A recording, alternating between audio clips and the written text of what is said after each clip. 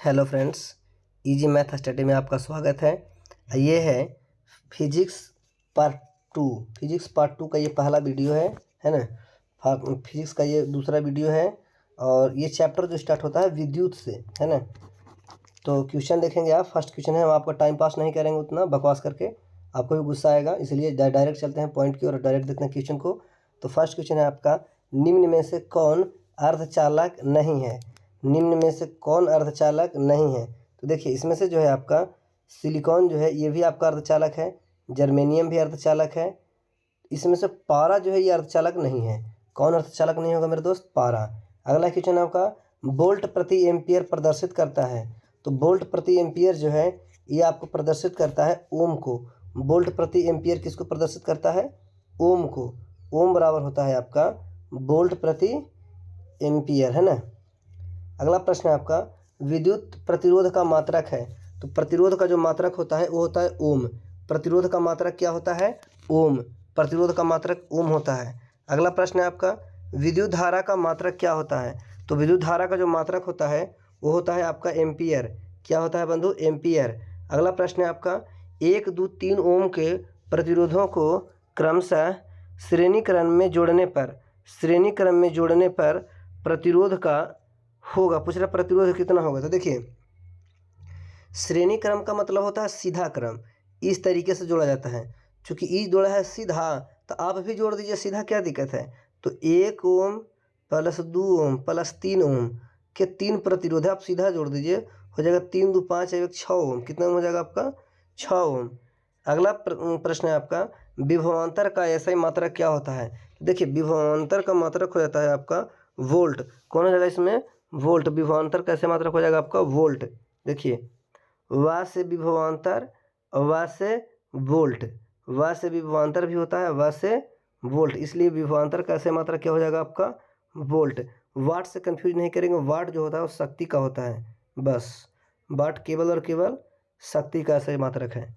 अगला प्रश्न है आपका, विभव का ऐसा ही मात्रक। देखिए वा से विभव होगा और वा से आपका वोल्ट भी हो जाएगा, है ना। वा से वोल्ट भी हो जाएगा, यानी विभव का ऐसे मात्रक क्या हो जाएगा आपका? वोल्ट। अगला प्रश्न है आपका, 10 वाट और 100 वोल्ट, 10 वाट और 220 वोल्ट के विद्युत बल्ब के तंतु का जो प्रतिरोध होता है वो कितना होता है? तो देखिए इस तंतु का जो प्रतिरोध होता है वो होता है आपका 484 ओम। हमारे घर में जो बल्ब लगे होते हैं, वो जो कांच वाला जो बल्ब होता है जिस पे लिखा हुआ रहता है 10 वाट 220 वोल्ट, तो इसका जो ओम होता है 484 ओम, है ना। नेक्स्ट प्रश्न है आपका कि टंगस्टन निम्नलिखित में से किस ताप पर पिघलता है? तो टंगस्टन जो है ये आपको पिघलता है 3500 डिग्री सेल्सियस पर। कितना पर पिघलता है बंधु? 3500 डिग्री सेल्सियस पर। अगला प्रश्न है आपका, विद्युत शक्ति का मात्रक है। देखो शक्ति का मात्रक मैं थोड़ी देर पहले आपको बताया था कि वाट होता है।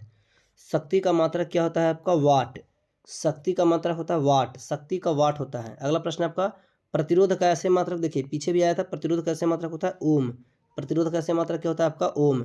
अगला प्रश्न आपका, 12 वोल्ट विभवांतर के दो बिंदुओं के बीच 2 कूलम आवेश ले जाने में कार्य कितना हो जाता है? तो ये जो कार्य होता है आपका वो हो जाता है आपका 24 जूल। कितना हो जाता है? दुगुना। देखिए 12 को आप 2 से मल्टीपल कीजिए, हो जाएगा आपका 12 दूना 24 जूल। तो अगला प्रश्न है आपका, सेल के विद्युत वाहक बल का मात्रक। तो सेल के विद्युत वाहक बल का जो मात्रक होता है वो होता है, देखिए वोल्ट। क्या होता है? विद्युत वाहक, व से विद्युत वाहक, व से वोल्ट, व से विद्युत वाहक, व से वोल्ट। आप ट्रिक को समझिए, व से विद्युत वाहक, व से वोल्ट। अगला प्रश्न है आपका, 1 एम्पियर के स्केल पर 0 तथा 2 एम्पियर के बीच 20 विभाग है, इसका अल्पतमांक कितना हो जाएगा? तो इसका जो अल्पतमांक है वो हो जाएगा आपका 0.1 एम्पियर, 0.1 एम्पियर। अगला प्रश्न है आपका, आवेश का ऐसे मात्रक क्या हो जाएगा? तो आवेश का जो ऐसे मात्रक है कूलॉम होता है। आवेश का ऐसे मात्रक क्या होता है? कूलॉम, AC, है ना। AC पर एक गाना भी था, हम गाना नहीं चाहेंगे, है ना। ए से आवेश और C से कूलॉम। आवेश का ऐसे मात्रक क्या होता है आपका? कूलॉम, है ना। अगला प्रश्न है आपका, जब किसी चालक तार से विद्युत धारा प्रवाहित होती है तो गतिशील कण क्या कहलाते हैं? जब किसी चालक तार से विद्युत धारा प्रवाहित की जाती है तो गतिशील जो कण होते हैं वो कहलाते हैं इलेक्ट्रॉन। क्या कहलाते हैं? इलेक्ट्रॉन। अगला प्रश्न है आपका, निम्नलिखित में कौन विद्युत का सुचालक है? देखिए विद्युत का सुचालक कौन है? तो ये देखिए सल्फर जो होता है ये विद्युत का सुचालक नहीं होता है, प्लास्टिक भी नहीं होता है, आयोडीन नहीं होता है। ग्रेफाइट जो है आपका विद्युत का सुचालक है। अधातु तो है लेकिन अधातु होते हुए भी ग्रेफाइट का है आपका विद्युत का सुचालक है, हो जाएगा option D, D for dog. Next प्रश्न है विभवांतर का मात्रक क्या हो जाएगा? देखिए प्रश्न रिपीटेड आ रहा है, तो विभवांतर का जो मात्रक हो जाएगा आपका ये हो जाएगा वोल्ट। देखिए व से विभवांतर, व से वोल्ट, आप ऐसे समझते हैं, वाट पर मत कंफ्यूज होइएगा। वाट जो होता है केवल शक्ति का होता है, कितना वाट तोरा शक्ति है, तो शक्ति का ऐसे मात्रक क्या हो जाएगा आपका वाट, है ना, वाट। ये डब्लू से होता है, वाट कैसे होता है? डब्लू से। हाँ ये व से वोल्ट होता है, व से विभवांतर भी हो जाएगा, यानी विभवांतर का जो ऐसे मात्रक होगा क्या हो जाएगा आपका वोल्ट, है ना। अगला प्रश्न है आपका 19 नंबर प्रश्न है कि विद्युत बल्ब का तंतु किस धातु का बना होता है? तो टंगस्टन का। विद्युत बल्ब में जो फिलामेंट होता है वो टंगस्टन का होता है। विद्युत बल्ब में फिलामेंट किस चीज़ का होता है? टंगस्टन का होता है। अगला प्रश्न है आपका 10 ओम एवं 20 ओम के दो प्रतिरोधों को श्रेणी क्रम में जोड़ने पर समतुल्य प्रतिरोध होगा। तो 10 ओम और 20 ओम को जोड़िएगा तो इसका समतुल्य प्रतिरोध हो जाएगा 30 ओम। कितना हो जाएगा? 30 ओम। श्रेणी क्रम में जोड़िएगा, देखिए मैंने आपको बताया था कि श्रेणी क्रम का मतलब होता है सीधा क्रम, और सीधे जोड़िए तो 20 और 10 आपका हो जाएगा 30 ओम। Tata bye bye. अगला प्रश्न है आपका किसी बल्ब से 220 वोल्ट पर 2 एम्पियर की धारा प्रवाहित होती है तो फिलामेंट का प्रतिरोध कितना होगा? तो देखिए इसका जो प्रतिरोध हो जाएगा आपका वो हो जाएगा यहाँ पर 110 ओम। कितना हो जाएगा? 110 ओम, है ना, क्योंकि प्रतिरोध का मात्रक होता है वो वोल्ट बटा एम्पियर होता है, वोल्ट बटा एम्पियर। तो वोल्ट कितना है आपका 220 और एम्पियर कितना है 2 एम्पियर। तो 2 से अगर इसको डिवाइड करेंगे हम लोग तो हो जाएगा 110। हम आपको ऐड काट कर किस लिए बता रहे हैं, फॉर्मूला से इसलिए बता रहे हैं कि हो सकता है एग्जाम में आपका जो है नंबर चेंज कर दे, संख्या बदल दे, तो आप इस फार्मूला पर इसको बनाएंगे। ठीक है जी। अगला प्रश्न है आपका बैटरी से किस प्रकार से धारा प्राप्त होती है? तो बैटरी से जो धारा प्राप्त होती है वो होती है डीसी धारा। बैटरी से किस प्रकार की धारा निकलती है? डीसी धारा। अगला प्रश्न है आपका अमीटर को विद्युत परिपथ में कैसे जोड़ा जाता है? देखिए अमीटर जो है ये आपको जोड़ा जाता है श्रेणी क्रम में। कैसे जोड़ा जाता है? देखिए यहाँ पर दो है मीटर होता है, एक होता है एमीटर, एक होता है वोल्ट मीटर। तो ए मीटर जो है ये एमीटर होता है, इसको सीधे दिया जाता है श्रेणी क्रम में, जबकि वोल्ट मीटर में जो है इसको जोड़ा जाता है समांतर क्रम में। अगला प्रश्न है आपका वोल्ट मीटर को विद्युत परिपथ में कैसे जोड़? देखिए प्रश्न आ गया समांतर क्रम में। तो अगला प्रश्न है आपका विभवांतर मापने वाले यंत्र को क्या कहते हैं? तो जिससे विभवांतर मापा जाता है इसको वोल्ट मीटर कहते हैं। व से विभवांतर, व से volt meter. Tata bye bye. अगला प्रश्न है आपका 1 वोल्ट कहलाता है, तो 1 वोल्ट जो आपको कहलाता है ये कहलाता है आपका जूल प्रति कूलॉम। 1 वोल्ट किसको कहते हैं? जूल प्रति कूलॉम को। अगला प्रश्न है आपका किलोवाट घंटा जो है किसका मात्रक है? तो किलोवाट घंटा जो है मात्रक है मेरे दोस्तों वो है आपका विद्युत ऊर्जा का। विद्युत ऊर्जा का मात्रक क्या है? किलोवाट घंटा। आप कितना विद्युत ऊर्जा यूज करते हैं इसका मात्रक है किलोवाट घंटा, वो हमारे घर में लगे हुए मीटर में दिखाता है।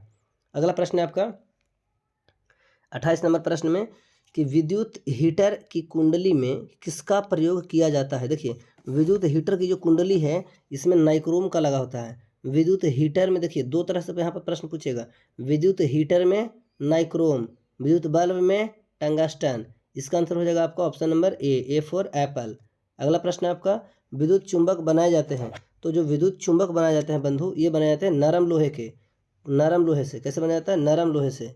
अगला प्रश्न है आपका विद्युत धारा उत्पन्न करने के लिए युक्ति है, तो जनित्र से विद्युत धारा उत्पन्न। देखिए मोटर जो होता है आप देखे होंगे विद्युत मोटर, तो मोटर में तो विद्युत धारा दी जाती है, इससे पानी निकलता है। अच्छा एमीटर तो एक तरह का मशीन है, ये थोड़ी ना इसमें विद्युत धारा उत्पन्न होती है। गैल्वेनोमीटर से भी नहीं होता है। आपको हो जाएगा जनित्र यानी जनरेटर, जनरेटर, जनरेटर है ना, जनरेटर, जनरेटर है ना। अगला प्रश्न है आपका 1 HP अशुशक्ति जो होता है 1 HP बराबर कितना होता है? तो 1 HP बराबर होता है आपका 746 वाट। कितना होता है? 746 वाट। ये याद रखिएगा आप लोग। अगला प्रश्न है आपका निम्न में से कौन सा संबंध सही है? तो ये जो है आपका देखिए फार्मूला होता है V बराबर IR, V बराबर IR, यही जो होता है फार्मूला आपका सही होगा, बाकी गलत होगा। देखिए V बराबर 1/R ये भी मिस्टेक है आपका, V बराबर R/1 ये भी मिस्टेक है, V बराबर आई आर स्क्वायर, ये भी गलत है। तो V बराबर आई आर आपका ये वाला फार्मूला सही हो जाएगा, ऑप्शन नंबर सी। इस फार्मूला को कई बार देखिए बदल बदल के एग्जाम में पूछता है और शायद पूछेगा भी। देखिए बदल के फिर आ गया, फार्मूला है आपका, नहीं सॉरी दूसरा है ये, लेकिन उसी तरह का। निम्न में से कौन सा पद विद्युत परिपथ में विद्युत शक्ति को निरूपित करता है? देखिए तो विद्युत शक्ति के लिए फार्मूला होता है V स्क्वायर आई, V स्क्वायर आई, ठीक है। विद्युत शक्ति के लिए फार्मूला क्या है? V स्क्वायर आई। देखिए V स्क्वायर आई यहाँ पर ये हो जाएगा, है ना। अगला प्रश्न है आपका, सॉरी आई स्क्वायर आर होना चाहिए था इसका, 33 का जो है ये थोड़ा मिस्टेक हो गया। 33 का आंसर होना चाहिए था I square R, I square R नहीं, इसमें भी तो आएगा ही नहीं।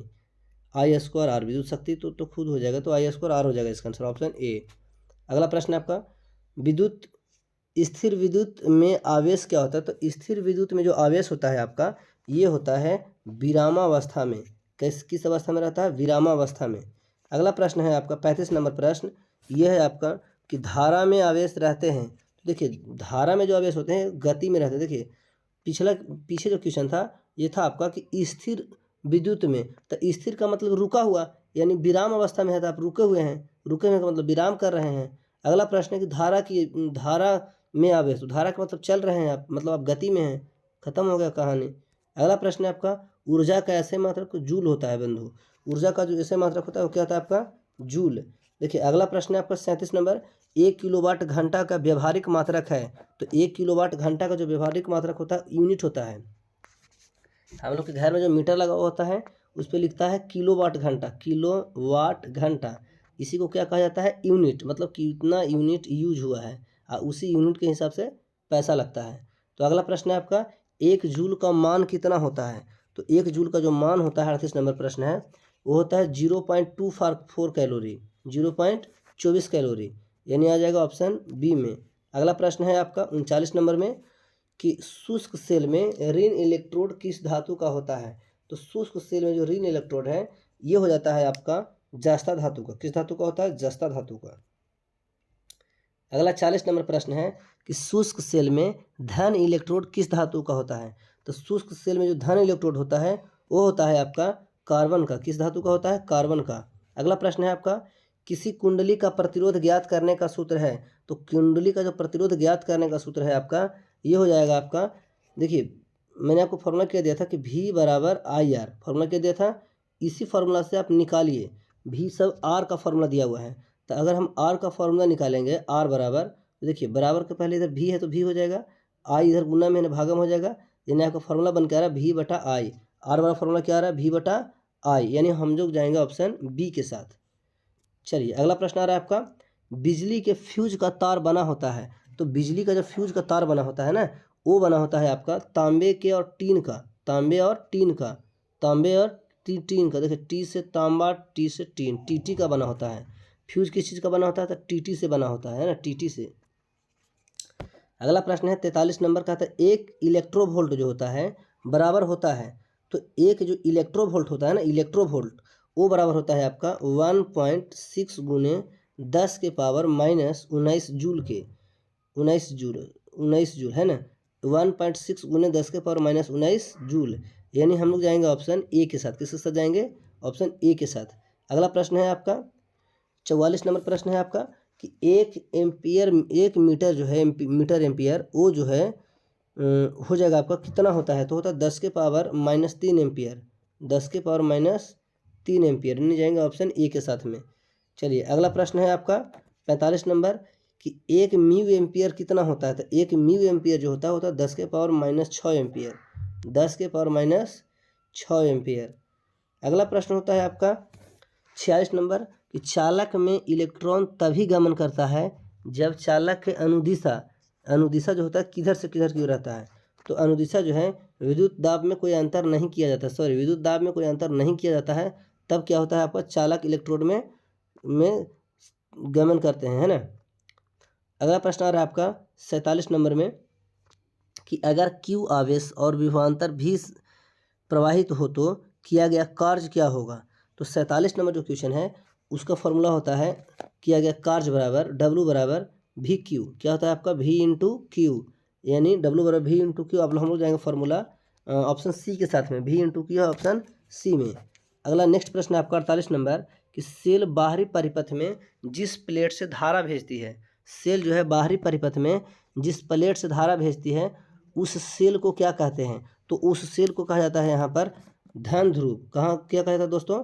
धन ध्रुव। उसको क्या कहते हैं हम लोग? धन ध्रुव कहते हैं ना। चलिए अगला प्रश्न आ रहा है आपका 49 नंबर में, किसी चालक का प्रतिरोध निर्भर करता है। तो किसी चालक का जो प्रतिरोध है वो निर्भर करता है। देखिए चालक तार की इस सब्जेक्ट में ही पूछता है किसी चालक का जो प्रतिरोध है वो किन किन बातों पर निर्भर करता है। तो किसी चालक का जो प्रतिरोध है चालक की लंबाई पर भी निर्भर करता है, चालक के अनुप्रस्थ काट के क्षेत्रफल पर भी, चालक के प्रकृति पर भी, यानी इन सभी पर किसी चालक का प्रतिरोध इन सभी पर निर्भर करता है ना। अगला प्रश्न आपका आ रहा है, किसी अस्थायी विद्युत धारा में उत्पन्न ऊष्मा की मात्रा क्या है यदि ऊष्मा H है। यदि ऊष्मा H है तो उसकी मात्रा क्या होगा? तो हो जाएगा H बराबर, फार्मूला हम आपको बता देते हैं, H बराबर होता है VIT। क्या होता है? H बराबर VIT, यानी हम लोग जाएंगे फार्मूला ऑप्शन नंबर बी के साथ में। किसके साथ में जाएंगे? बी के साथ में। अगला प्रश्न है 51 नंबर में कि जिन पदार्थों में विद्युत मुक्त रूप से प्रवाहित हो सकती है उन्हें कहते हैं। तो जिन पदार्थों में जो है विद्युत मुक्त रूप से प्रवाहित हो सकती है उसे हम लोग कहते हैं विद्युत चालक। क्या कहते हैं? विद्युत चालक। अगला प्रश्न है आपका, जिन पदार्थों से विद्युत प्रवाह आसानी से नहीं होता है उसे कहते हैं। जिन पदार्थों से विद्युत आसानी से प्रवाह नहीं होता है, देखिए उसे क्या कहते हैं? तो उसे हम लोग कहेंगे विद्युत रोधी पदार्थ। क्या कहेंगे? विद्युत रोधी पदार्थ या कुचालक पदार्थ या अचालक भी कह सकते हैं। कुचालक भी कह सकते हैं, ऑप्शन में नहीं रहेगा तो ये भी रह सकता है। अचालक भी कहेंगे या कहेंगे विद्युत रोधी पदार्थ, क्योंकि इससे जो है विद्युत आसानी से प्रवाह नहीं हो रहा है, आसानी से विद्युत आर पार बह नहीं रहा।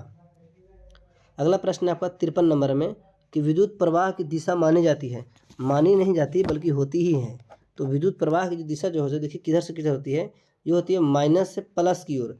विद्युत प्रवाह की जो दिशा होती है प्लस से माइनस की ओर होती है। विद्युत प्रवाह की दिशा किधर होती है? तो विद्युत प्रवाह की जो दिशा होती है ये होती है प्लस से माइनस की ओर, प्लस से माइनस की ओर, यानी धन टर्मिनल से ऋण टर्मिनल की ओर, ऑप्शन बी। अगला प्रश्न है आपका 54 नंबर में कि एकांक समय में विद्युत आवेश के परिमाण के प्रवाह को क्या कहा जाता है। यानी एकांक समय में विद्युत आवेश के परिमाण को, प्रवाह को क्या कहा जाता है? तो इसको कहा जाता है आपका विद्युत धारा। यानी एकांक समय में कितना विद्युत आवेश प्रवाह हो रहा है इसको क्या कहते हैं? परिमाण को क्या कहते हैं? इसको विद्युत धारा कहते हैं ना, कि कितना विद्युत धारा प्रवाहित हो रहा है। अगला प्रश्न आ रहा है आपका 55 नंबर में कि किसी तार से विद्युत धारा प्रवाहित होती है तो तार के प्रत्येक बिंदु का इलेक्ट्रॉन अपवाहित होता है कितना? तो उसका जो इलेक्ट्रॉन होता है वो होता है 6 × 10 के पावर 18। 6 × 10 की पावर 18 हम लोग इसको ऑप्शन में खोजेंगे। देखिए 6 × 10 के पावर 19 तो होगा नहीं। देखिए ये जो 19 है इसको पावर में समझेंगे, 27 भी नहीं, आपको जाएंगे ऑप्शन सी के साथ, है ना। अगला प्रश्न है आपका 56 नंबर में, देखेंगे प्रश्न आप ध्यान से, है ना। 56 नंबर में प्रश्न आ रहा है आपका, किसी विद्युत लैंप के तंतु से 0.5 एम्पियर की धारा प्रवाहित हो रही है। अगर लैंप 3 घंटे तक प्रकाश देता है तो प्रवाहित आवेश है, ये जो प्रवाहित आवेश है ये आपको कहला जाएगा 4320 कूलॉम। कितना कहला जाएगा? 4320 कूलॉम। अगला प्रश्न है आपका कि किसी विद्युत परिपथ में परिपथ के प्रतिरोध को परिवर्तित करने के लिए किस युक्ति का उपयोग किया जाता है। 57 नंबर प्रश्न है कि किसी विद्युत परिपथ में परिपथ के प्रतिरोध को बदलने के लिए, परिवर्तित का मतलब बदलने के लिए, किस युक्ति का प्रयोग करते हैं? तो धारा नियंत्रक का। किसका? धारा नियंत्रक का। अगला प्रश्न है आपका 58 नंबर प्रश्न, देखेंगे आप लोग, कोई विद्युत बल्ब 220 वोल्ट के जनित्र से संयोजित है, यानी जुड़ा हुआ है। यदि बल्ब में 0.50 एम्पियर विद्युत धारा प्रवाहित होती है तो बल्ब की शक्ति क्या होगी? तो बल्ब की जो शक्ति होगी वो हो जाएगा 110 वाट। कितना हो जाएगा? 110 वाट। अगला प्रश्न आ रहा है आपका 59 नंबर में कि किसी विद्युत बल्ब के तंतु में 0.5 एम्पीयर विद्युत धारा 10 मिनट तक प्रवाहित की जाती है, तो विद्युत आवेश का मान कितना हो जाएगा। तो विद्युत आवेश का जो मान हो जाएगा वो आपको हो जाएगा 300 कूलाम। कितना हो जाएगा आपका 300 कूलाम। चलिए नेक्स्ट प्रश्न है आपका, यानी हम लोग जाएंगे ऑप्शन ए के साथ। अगला प्रश्न है आपका आ रहा है 60 नंबर। विद्युत प्रवाहित कर किसी धातु की वस्तु पर अन्य किसी वांछित धातु की परत निक्षेपित करने के प्रक्रम को क्या कहते हैं। तो इसके प्रक्रम को कहते हैं विद्युत लेपन। क्या कहते हैं, विद्युत लेपन या यसद लेपन भी कहा जाता है। अगला प्रश्न है आपका, विद्युत चुंबक बनाने के लिए प्रयुक्त पदार्थ है। तो देखिए विद्युत चुंबक बनाने के लिए जो पदार्थ है 62 नंबर प्रश्न, ये नरम लोहा से बनाया जाता है। विद्युत चुंबक किसी से बनाया जाता है बंधु, नरम लोहा से। अगला प्रश्न बाबू, किसी विद्युत धारा के सतत तथा बंद पथ को क्या कहते हैं। तो इसको कहा जाता है विद्युत परिपथ। क्या कहते हैं, विद्युत परिपथ, है ना, विद्युत परिपथ। अगला प्रश्न है आपका, विद्युत धारा के तापीय प्रभाव का उपयोग किसमें नहीं होता है। विद्युत धारा के जो तापीय उपयोग का जो प्रभाव है, देखिएगा तापीय का मतलब होता है गर्म करना। तापीय का मतलब क्या हुआ, गर्म करना। पूछा गया कि किसमें गर्म नहीं किया, किससे गर्म नहीं किया जाता है। विद्युत हीटर को गर्म किया जाता है, विद्युत इस्त्री गर्म किया जाता है, विद्युत बल्ब भी गर्म हो जाता है। विद्युत पंखा जो है ये गर्म करने के लिए नहीं बल्कि मौसम को या वातावरण को ठंडा करने के लिए लगाया जाता है। इसका ऑप्शन हो जाएगा डी, विद्युत पंखा। अगला प्रश्न आ रहा है आपका, विद्युत धारा की चाल प्रकाश की चाल में क्या संबंध है। तो हम आपको जानकारी के लिए बता देते हैं, और ये एग्जाम में कई बार पूछता भी है कि दोनों चाल समान होते हैं, यानी दोनों का जो चाल होता है 3 × 10⁸ मीटर प्रति सेकेंड। प्रकाश की चाल भी इतनी ही होती है और विद्युत की चाल भी इतनी ही होती है। अगला प्रश्न है आपका कि किसी विद्युत परिपथ में इकाई धन आवेश को एक बिंदु से दूसरे बिंदु तक लाने में किए गए कार्य को मापा जाता है। उन बिंदुओं के बीच क्या होता है। तो उन बिंदुओं के बीच के विभवांतर मापा जाता है। क्या मापा जाता है, उसके बिंदु के बीच का विभवांतर। दो बिंदुओं के बीच के अंतर को विभवांतर मापा जाता है।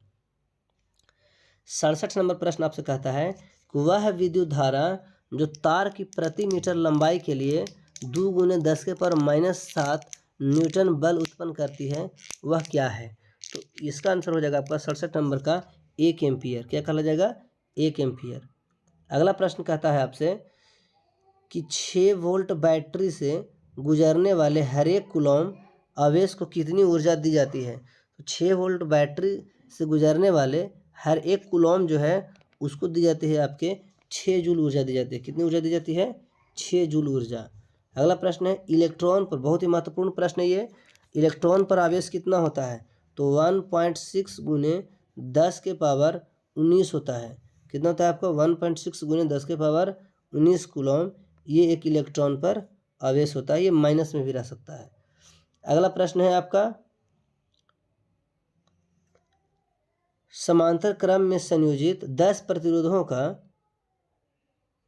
जिनमें प्रत्येक का मान 10 ओम है समतुल्य प्रतिरोध होगा।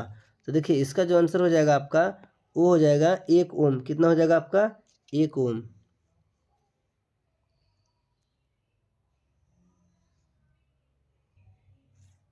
आइए हम लोग देखते हैं इसका जो आंसर जो है कैसे बनाएंगे। देखिएगा हमने आपको क्या बताया था कि संयोजन जो है प्रतिरोधों का 2 तरह से होता है, एक समांतर क्रम में होता है और एक श्रेणी क्रम में होता है। तो देखिए समांतर क्रम किसको बोलेंगे, जिसको ऊपर नीचे इस तरीके से रखो समांतर क्रम बोलेंगे। अच्छा श्रेणी क्रम किसको बोलेंगे, श्रेणी क्रम में क्या होता है कि एक दूसरे से जुड़ा होता है सीधा सीधा। तो मैंने बोला था कि अगर सीधा सीधा रहेगा तो सीधे सीधे जोड़ देंगे।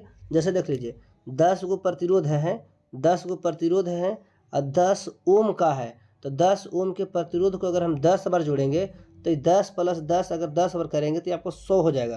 कितना हो जाएगा, तो इसमें 100 इसका आंसर कभी नहीं होगा। इसका आंसर 100 जो है वो कभी नहीं होगा, है ना।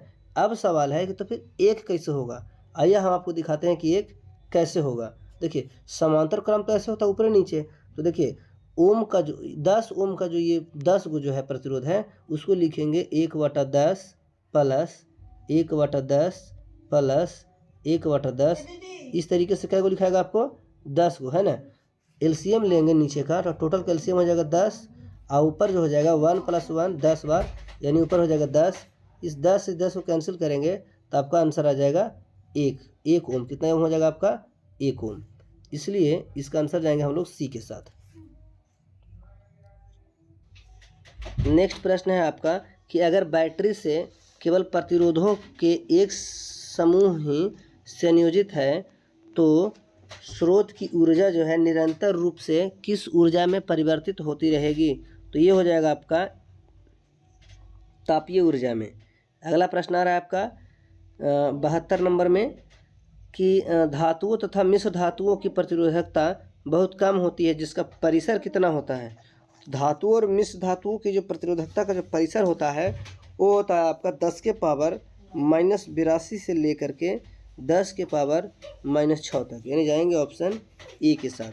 अगला प्रश्न है आपका अर्धचालक का ताप बढ़ने पर उसका प्रतिरोध में क्या प्रभाव पड़ता है? तो जैसे जैसे आप अर्धचालक का ताप बढ़ाते चलेंगे, जैसे जैसे जो है आप अर्धचालक का ताप बढ़ाते चलेंगे वैसे वैसे जो उसका प्रतिरोध जो है वो घटते जाएगा। ताप बढ़ेगा, प्रतिरोध घटेगा। अगला प्रश्न है यदि चांदी के तार का ताप बढ़ाया जाए तो उसका प्रतिरोध क्या हो जाएगा? ताप भी बढ़ जाएगा। अगला प्रश्न है आपका यदि R1 और R2 दो प्रतिरोध समांतर क्रम में जुड़े हो तो समतुल्य प्रतिरोध होगा। तो समतुल्य जो प्रतिरोध हो जाएगा इसका ये प्रत्येक से कम होगा। कितना हो जाएगा? कम हो जाएगा, क्योंकि 1/R1 को करेंगे जोड़ेंगे 1/R2 जोड़ेंगे तो कहीं ना कहीं ये भागा में है तो कमेगा ही, किसी चीज़ को भाग करने से कम जाता है। 76 नंबर प्रश्न देखेंगे आप, यदि 4 समान प्रतिरोधों को श्रेणी क्रम में जोड़ा जाता है, उनका प्रतिरोध 20 है तब इसका हो जाएगा आपका है तो प्रत्येक प्रतिरोध का मान कितना हो जाएगा? तो यदि 4 समान प्रतिरोध को श्रेणी क्रम में जोड़ा जाता है और उनका तुल्य प्रतिरोध 20 है, आंसर दिया हुआ तुल्य प्रतिरोध जो है 20 है तो प्रत्येक प्रतिरोध का जो मान हो जाएगा आपका वो हो जाएगा 5 ओम। कितना हो जाएगा? 5 ओम के 4 को रहेगा तभी तो 5 को 20 होगा, है ना। यानी हम लोग जाएंगे ऑप्शन ए के साथ, है ना। अगला प्रश्न है आपका कि धातुओं में धारावाहक होते हैं, तो धातु में जो धारावाहक होते हैं वो होते हैं प्रोटॉन, सॉरी प्रोटॉन नहीं होगा बल्कि मुक्त इलेक्ट्रॉन होगा। प्रोटॉन तो कभी होगा ही नहीं, इलेक्ट्रॉन ही होगा। अगला प्रश्न है आपका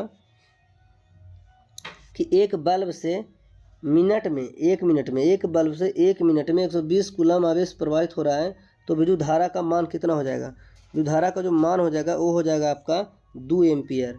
अगला प्रश्न है आपका किस उपकरण में धन और ऋण का चिन्ह नहीं होता, प्लस माइनस का चिन्ह नहीं होता है? तो हम आपको जानकारी के लिए बता दें कि कुंडली में जो है प्लस माइनस का चिन्ह नहीं होता। कि अमीटर में तो होता ही है प्लस माइनस का चिन्ह, वोल्ट मीटर में होता ही है, अच्छा विद्युत सेल यानी बैटरी में तो होता ही है। तो अगला प्रश्न है आपका लंबाई बढ़ने से तार का प्रतिरोध क्या होता है?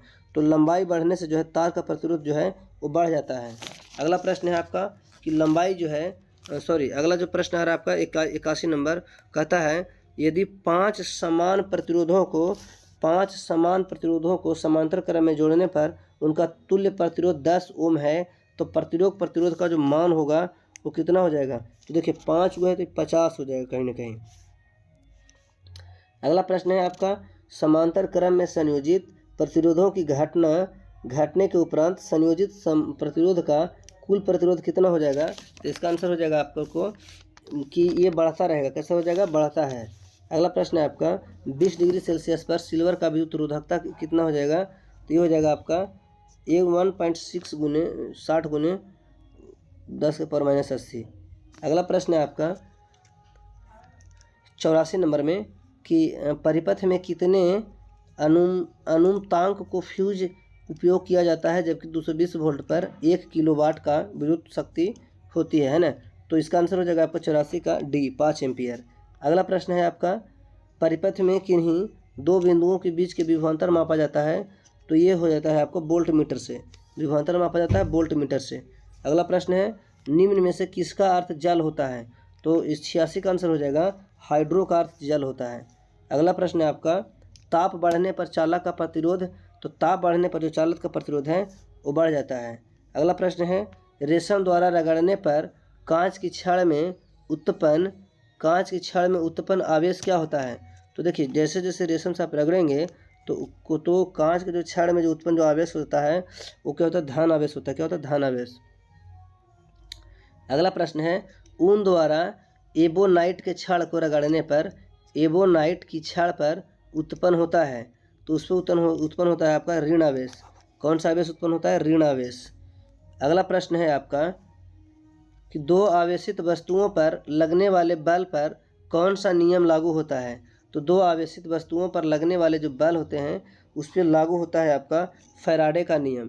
किसका नियम, फैराडे का नियम। अगला प्रश्न है आपका, कूलॉम को नियम से के को क्या कहा जाता है।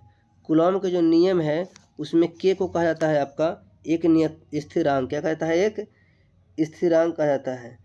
अच्छा नहीं, समानुपातिकता स्थिरांक तो होती है, लेकिन समानुपातिकता स्थिरांक। अगला प्रश्न है आपका 92 नंबर प्रश्न है आपका, कहता है कि दो सदृश आवेशों के बीच किस प्रकार का बल लगता है। तो दो सदृश आवेशों के बीच जो बल लगता है वो आपका लगता है प्रतिकर्षण बल। समान जो आवेश होते हैं, देखिए समान आवेश होते हैं जो प्लस प्लस के बीच, तो ये कभी आकर्षण नहीं होगा, इनके बीच क्या होगा, प्रतिकर्षण होगा। और एक प्लस और एक माइनस रहेगा, दो अलग अलग रहेगा, तो इसके बीच जो होता है वो आकर्षण होता है, अट्रैक्शन होता है। अगला प्रश्न है आपका, विजातीय आवेशों के बीच किस प्रकार का बल लगता है। तो विजातीय आवेश का मतलब हुआ अलग अलग तरह का आवेश, एक प्लस है तो दूसरा माइनस है। तो मैंने आपको पहले ही बताया कि जो एक प्लस है एक माइनस है ना, एक प्लस और एक माइनस है, दो अलग अलग रहेगा तो इसमें अट्रैक्शन होगा, यानी आकर्षण हो जाएगा, यानी ऑप्शन ए के साथ जाएंगे। नेक्स्ट प्रश्न आपका आ रहा है 94 नंबर में, क्या प्रोटॉन आवेश प्रक्रम से भाग लेता है। तो प्रोटॉन जो है आपका भाग नहीं लेता है। अगला प्रश्न है आपका 95, रासायनिक ऊर्जा का कुछ भाग खर्च होता है। तो रासायनिक ऊर्जा का जो कुछ भाग खर्च होता है ये आपको खर्च हो जाता है यांत्रिक ऊर्जा में। किस चीज़ में, यांत्रिक ऊर्जा में। अगला प्रश्न है, विभवांतर किसमें गति प्रदान करने का काम करता है। तो विभवांतर जो है आपका इलेक्ट्रॉन में गति प्रदान करने का काम करता है। अगला प्रश्न है आपका, सेल के भीतरी होने वाली रासायनिक अभिक्रियाओं सेल के दो टर्मिनल के बीच उत्पन्न करता है। क्या उत्पन्न करता है आपका, तो ये उत्पन्न करता है विभवांतर उत्पन्न करता है। अगला प्रश्न है, किसी चालक के प्रवाहित धारा के लिए ओम का नियम लागू होता है। तो ओम का जो नियम लागू होता है आपका वो लागू होता है जब ताला के ताप जो है अचर रहता है, यानी घटता बढ़ता नहीं है। 99 नंबर प्रश्न है कि शुष्क कागज का प्रतिरोधकता होता है। तो शुष्क जो कागज होता है उसका प्रतिरोधकता होता है 1012 ओम। 1012 ओम। अगला प्रश्न है आपका 100 नंबर प्रश्न में आ गए हम लोग, और ये प्रश्न है, संचायक बैटरियों को पुनः आवेशित करना संभव है या नहीं। तो संचायक जो बैटरी है उसको आप पुनः आवेशित कर सकते हैं। संचायक बैटरी यानी निकालने वाला बैटरी, तो हाँ इसको आप पुनः आवेशित कर सकते हैं। अगला प्रश्न है आपका, 1 एम्पीयर धारा 1 वोल्ट विभवांतर पर प्रवाहित होती है तो उपयुक्त ऊर्जा क्या कहलाती है। तो उपयुक्त जो ऊर्जा कहलाती है वो कहलाता है 1 वाट। कितना कहलाता है, 1 वाट। अगला प्रश्न है आपका 102 नंबर में कि 1 वाट जो टाइम है कितने जूल के बराबर होता है। तो 1 WT जो होता है आपको बराबर हो जाता है इसमें से 3600 जूल के। अगला प्रश्न है आपका 103 नंबर, खनिज अम्लों के जलीय विलयन विद्युत के चालक होता है, अतः इसे कहा जाता है। तो इसे कहा जाता है आपका विद्युत अपघाती। क्या कहता है, विद्युत अपघाती। अगला प्रश्न है कि 4 नंबर में आपका कहता है कि लेड सल्फ्यूरिक अम्ल सेल का उपयोग होता है। तो लेड सल्फ्यूरिक अम्ल जो है इसका सेल का उपयोग जो होता है वो होता है ऑटोमोबाइल में भी, औद्योगिक कार्यों में भी, यानी ऑप्शन नंबर बी।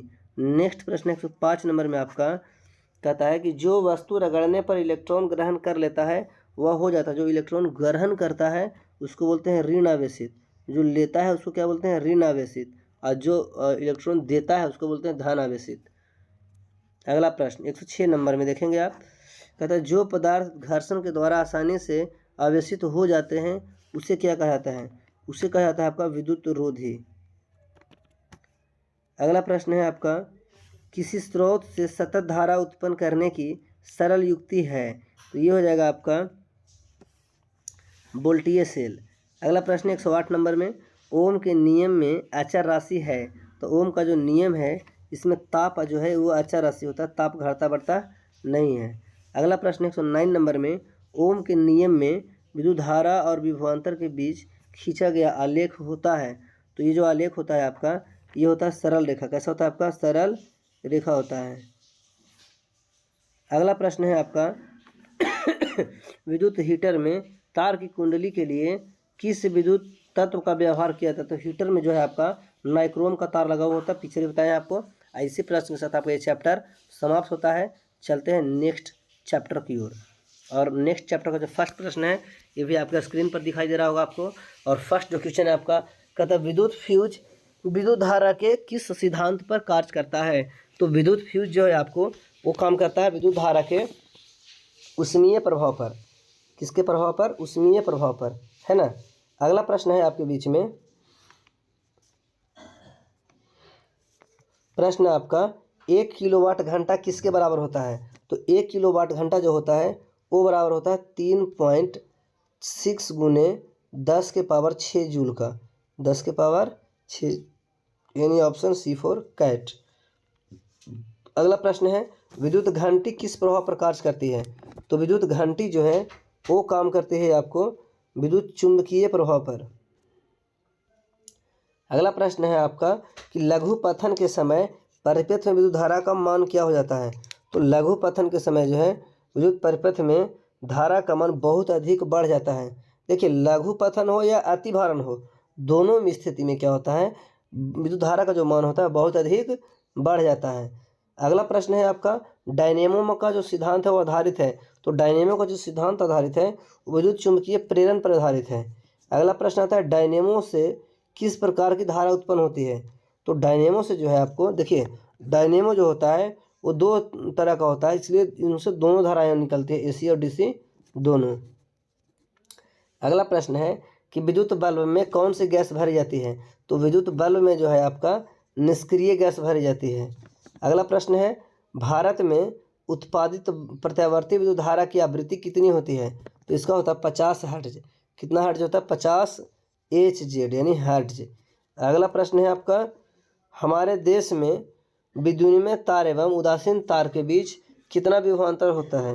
तो हमारे देश में जो है विद्युन्मय तार एवं उदासीन तार के बीच जो होता है वो अंतर होता है आपका, वो होता है 220 वोल्ट। कितना होता है? 220 वोल्ट। नेक्स्ट प्रश्न आता है कि विद्युन्मय तार जो होता है का रंग कैसा होता है? तो विद्युन्मय तार का जो रंग होता है वो लाल होता है। अगला प्रश्न है आपका घरेलू विद्युत परिपथ में उदासीन तार का रंग कैसा होता है? तो विद्युत परिपथ में जो उदासीन तार जो होता है वो काला रंग का होता है। चुंबकीय क्षेत्र का ऐसे मात्रक क्या होता है? चुंबकीय क्षेत्र का जो ऐसे मात्रक होता है वो होता है आपका टेस्ला। क्या होता है? टेस्ला। अगला प्रश्न है विद्युत चुंबकीय प्रेरण की खोज किसने की थी? तो विद्युत चुंबकीय प्रेरण की जो खोज है वो की थी, आपका प्रश्न नंबर जो है वह 13 नंबर है। इसमें बताया गया, पूछा गया कि विद्युत चुंबकीय प्रेरण की खोज किसने की थी? तो इसका आंसर हो जाएगा आपका मैक्सवेल ने। 14 नंबर प्रश्न है आपका कि दी गई वोल्टता के स्रोत से जुड़े किसी चालक के प्रति सेकंड उत्पन्न ऊष्मा होती है। तो ये जो ऊष्मा होती है प्रति सेकंड उत्पन्न वो हो जाती है आपका धारा के व्युत्क्रमानुपाती, यानी धारा के उल्टा। अगला प्रश्न है आपका निम्नलिखित पदार्थों में कौन चुंबकीय पदार्थ नहीं है? 15 नंबर में है कि निम्न में कौन जो है चुंबकीय पदार्थ नहीं है? ये हो जाएगा आपका 15 का C, यानी पीतल जो है चुंबकीय पदार्थ नहीं है। अगला प्रश्न है आपका पृथ्वी का विभव होता है। तो 16 नंबर में जो है पृथ्वी का जो विभव होता है वो शून्य होता है। पृथ्वी का विभव कितना होता है आपका? शून्य। अगला प्रश्न है चुंबकीय बल क्षेत्र का ऐसे मात्रक है। तो चुंबकीय बल क्षेत्र का जैसे मात्रक है आपका वो हो जाएगा न्यूटन प्रति एम्पियर मीटर। नेक्स्ट प्रश्न है आपका 18 नंबर में कि चुंबकीय क्षेत्र के प्रभाव में विद्युत धारा, जो चुंबकीय क्षेत्र के प्रभाव में जो है विद्युत धारा जो होता है वो होता है चालक पर बल उत्पन्न करता है। चालक पर बल उत्पन्न करता है। अगला प्रश्न है कि चुंबक द्वारा धारावाही चालक पर लगाए गए बल की दिशा ज्ञात की जाती है। देखिए, चुंबक द्वारा जो है धारावाही चालक पर लगाए गए बल की दिशा ज्ञात की जाती है। ये किया जाता है किसके? तो फ्लेमिंग के वाम हस्ती नियम से। किससे? फ्लेमिंग के वाम हस्ती नियम से। ओम के नियम से नहीं है, फ्लेमिंग के नियम से ही होता है, फ्लेमिंग के नियम से। अगला प्रश्न है आपका विद्युत मोटर को चलाया जाता है, विद्युत मोटर को चलाया जाता है, तो ये प्रत्यावर्ती और दिश दोनों धाराओं से चल सकता है। 21 नंबर प्रश्न आपसे पूछता है कि विद्युत मोटर की क्रिया आधारित है, तो विद्युत मोटर की जो क्रिया है ये आपको आधारित है विद्युत धारा और चुंबकीय प्रभाव पर, विद्युत धारा और चुंबकीय प्रभाव पर डायनेमो के द्वारा बदला जाता है। तो देखिए डायनेमो के द्वारा जो है ये आपको यांत्रिक ऊर्जा को विद्युत ऊर्जा में बदला जाता है। विद्युत मोटर के द्वारा, तो देखिए विद्युत मोटर जो है पानी वाला मोटर देखे होंगे आप लोग, उसमें लाइन देना पड़ता है पहले, यानी वो जो है आपको विद्युत ऊर्जा को यांत्रिक ऊर्जा में, विद्युत को यांत्रिक ऊर्जा में बदलता है। अगला प्रश्न है आपका 24 नंबर प्रश्न आएगा कि विद्युत धारा के कारण उत्पन्न चुंबकीय क्षेत्र की दिशा ज्ञात की जाती है। तो विद्युत धारा के कारण जो चुंबकीय क्षेत्र की दिशा ज्ञात की जाती है वो ज्ञात की जाती है आपको फ्लेमिंग के बाम हस्त नियम से। अगला प्रश्न है आपका चुंबकीय क्षेत्र की ऐसी राशि है, चुंबकीय क्षेत्र एक ऐसी राशि है जिसमें होते हैं, तो चुंबकीय क्षेत्र राशि है इसमें परिमाण और दिशा दोनों होता है, परिमाण और दिशा दोनों होता है, जाएंगे ऑप्शन सी के साथ। 26 नंबर प्रश्न आपका आ रहा है स्क्रीन पर, और ये रहा प्रश्न, आप ध्यान से पढ़िए जवाब दीजिए। प्रश्न है आपका किसी कुंडली में प्रेरित विद्युत वाहक बल का मान उसके संबंध चुंबकीय फ्लक्स के परिवर्तन की दर का क्या होता है। तो ये होता है समानुपाती, क्या होता है आपका समानुपाती। 27 नंबर जो प्रश्न है आपका वो सामने स्क्रीन पर है, इसमें पूछा गया है किसी क्षण चुंबक के अंदर चुंबकीय क्षेत्र रेखाओं की दिशा क्या होती है। तो किसी क्षण चुंबक के अंदर चुंबकीय क्षेत्र रेखा की दिशा जो होती है वो दक्षिण ध्रुव से उत्तर ध्रुव की ओर होती है। अगला प्रश्न है आपका जल विद्युत संयंत्र किस ऊर्जा को विद्युत ऊर्जा में रूपांतरित करता है।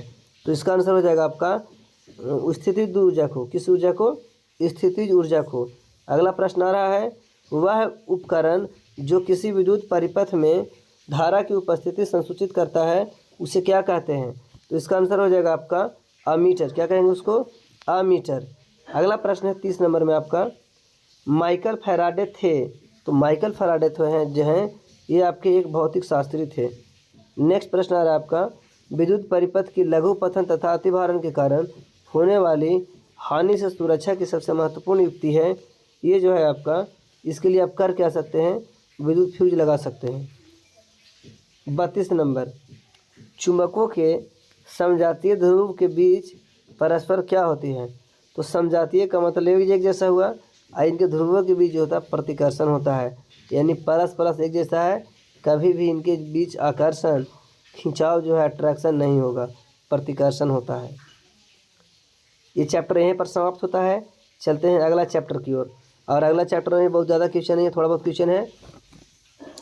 तो आपको जो प्रश्न है वो प्रश्न है पहला, निम्न में से कौन बायोगैस ईंधन का स्रोत नहीं है। तो इसमें से नाभिकीय ऊर्जा जो है स्रोत बायोगैस ईंधन का नहीं है। और दूसरा नंबर का जो प्रश्न आ रहा है आपका स्क्रीन पर है वो है ग्लोबल वार्मिंग के लिए उत्तरदायी गैस है। तो ग्लोबल वार्मिंग के लिए जो उत्तरदायी गैस है आपका वो हो जाएगा आपका CO2 यानी कार्बन डाइऑक्साइड। अगला प्रश्न है आपका सूर्य तथा अन्य तारों की विशाल ऊर्जा के स्रोत हैं। तो सूर्य जो है, सूर्य तथा अन्य तारों की विशाल ऊर्जा का जो स्रोत है वह है नाभिकीय संलयन। अगला प्रश्न आ रहा है, ये रहा स्क्रीन पर, नाभिकीय विखंडन को नियंत्रित करने में प्रयुक्त होता है। तो नाभिकीय विखंडन को जो है नियंत्रित करने के लिए वो प्रयोग किया जाता है आपका कैडमियम के छड़ का। नेक्स्ट प्रश्न आता है आपका किसी नाभिकीय विखंडन में मुक्त ऊर्जा होता है। तो नाभिकीय विखंडन में जो मुक्त ऊर्जा होता है ये होता है 200 एम इलेक्ट्रोवोल्ट। नेक्स्ट प्रश्न है आपका, उसका आंसर हो जाएगा आपका 6 नंबर क्वेश्चन है आपका, और इसमें पूछा गया है ऊर्जा का सबसे अधिक प्रत्यक्ष एवं विशाल स्रोत है। तो इसका आंसर हो जाएगा सूर्य। सबसे विशाल ऊर्जा स्रोत सूर्य, सबसे बड़ा ऊर्जा स्रोत सूर्य। बॉक्स नुमा और कुकर में 3-4 घंटे में के अंदर का ताप हो जाता है। तो इसका जो आंसर हो जाएगा आपका वो हो जाएगा 100 डिग्री सेल्सियस से 140 डिग्री सेल्सियस। नेक्स्ट प्रश्न बा, पवनों का देश किसे कहा जाता है? तो पवनों का देश कहा जाता है डेनमार्क को। किसे कहा जाता है? डेनमार्क को। डेनमार्क को, यानी ऑप्शन नंबर सी। नेक्स्ट प्रश्न है, पवन विद्युत जनित्र में पवन की चाल कम से कम कितनी होनी चाहिए? तो ये होनी चाहिए 15 किलोमीटर प्रति घंटा। जीवाश्म ईंधन का उदाहरण है, तो जीवाश्म ईंधन का जो उदाहरण हो जाएगा आपका, ये सभी हो जाएगा, गोबर गैस भी, लकड़ी भी, कोयला भी, सारे के सारे जीवों से बने हुए हैं। अगला प्रश्न है आपका, प्राचीन काल में ऊष्मीय ऊर्जा का सबसे अधिक सामान्य स्रोत था, तो ये था आपका 11 का बॉल, यानी लकड़ी हो जाएगा। अगला प्रश्न है, कार्य करने की क्षमता को क्या कहते हैं? तो कार्य करने की क्षमता को ऊर्जा बोलते हैं। क्या बोलते हैं दोस्त? ऊर्जा। अगला प्रश्न आ रहा है आपका, बीच में स्क्रीन पर रहा, गोबर गैस एक प्रकार की, यानी गोबर गैस जो है ये क्या है? एक प्रकार की बायोगैस है। क्या है ये? बायोगैस है। अगला प्रश्न आता है आपका, नवीकरणीय ऊर्जा का स्रोत है, तो नवीकरणीय ऊर्जा का जो स्रोत है वो सौर ऊर्जा। अगला प्रश्न है आपका, जैव गैस एक उत्तम ईंधन है क्योंकि इसमें मीथेन गैस पाई जाती है, और इसका जो आंसर हो जाएगा आपका 75% मीथेन गैस पाई जाती है, इसलिए। अगला प्रश्न है आपका, अनवीकरणीय ऊर्जा स्रोत है, तो अनवीकरणीय ऊर्जा स्रोत जो है आपका, इसका आंसर हो जाएगा, इसका आंसर हो जाएगा आपका जीवाश्म ईंधन। क्या हो जाएगा इसका आंसर? जीवाश्म ईंधन। अगला प्रश्न है आपका, सौर ऊर्जा को विद्युत ऊर्जा में परिवर्तित करती है, तो सौर ऊर्जा को जो विद्युत ऊर्जा में परिवर्तित करती है वह है सौर सेल। कौन करती है? सौर सेल। अगला प्रश्न है आपका, एक अच्छा ईंधन है, एक उत्तम ईंधन किसे कहा जाता है? तो एक उत्तम ईंधन जो है जैव गैस को कहा जाता है। अगला प्रश्न है आपका, नरौरा नाभिकीय विद्युत संयंत्र किस राज्य में है? नरौरा जो है ये आपको पड़ता है यूपी में। नरौरा कहाँ पड़ता है? उत्तर प्रदेश में। अगला प्रश्न है, जीवाश्म ईंधन ऊर्जा के हैं, तो जीवाश्म ईंधन जो है ऊर्जा के अनवीकरणीय स्रोत हैं। एक तो ये खत्म हो गया, फिर टाटा बाय बाय हो जाएगा। 21 नंबर, सरदार सरोवर बांध किस नदी पर बना हुआ है? तो सरदार सरोवर बांध जो है आपको, ये नर्मदा नदी पर बना हुआ है। किस नदी पर बना हुआ है? नर्मदा नदी पर। टिहरी बांध किस नदी पर बना हुआ है? तो टिहरी बांध जो है ये आपको बना हुआ है गंगा नदी पर। किस नदी पर? गंगा नदी पर। अगला प्रश्न जो है, भारत का पवन ऊर्जा विद्युत उत्पादन करने वाले देशों में कौन सा स्थान है? तो भारत का जो स्थान है वो 5वां स्थान है। कौन सा स्थान है? 5वां। अगला प्रश्न आ रहा है आपका, सौर सेल बनाने के लिए किसका उपयोग किया जाता है? तो सौर सेल जो बनाने के लिए उपयोग किया जाता है ये सिलिकॉन का प्रयोग करते हैं। अगला प्रश्न है आपका 25 नंबर में, ये रहा स्क्रीन पर, बांध के द्वारा स्थापित टरबाइन ज्वारीय ऊर्जा को किस रूपांतरित करती है? किस में रूपांतरित करती है? तो ये आपका आंसर हो जाएगा विद्युत ऊर्जा में रूपांतरित करती है। नेक्स्ट प्रश्न है आपका 26 नंबर में, ये प्रश्न है आपका, देखिए क्या है। 26 नंबर में प्रश्न आपसे पूछा गया है कि ओटीईसी विद्युत संयंत्र केवल तभी प्रचालित होते हैं जब महासागर के पृष्ठक पर जल का ताप तथा 2 किलोमीटर तक गहराई की जल के ताप में अंतर होता है। इसका आपका आंसर हो जाएगा 20 डिग्री सेल्सियस।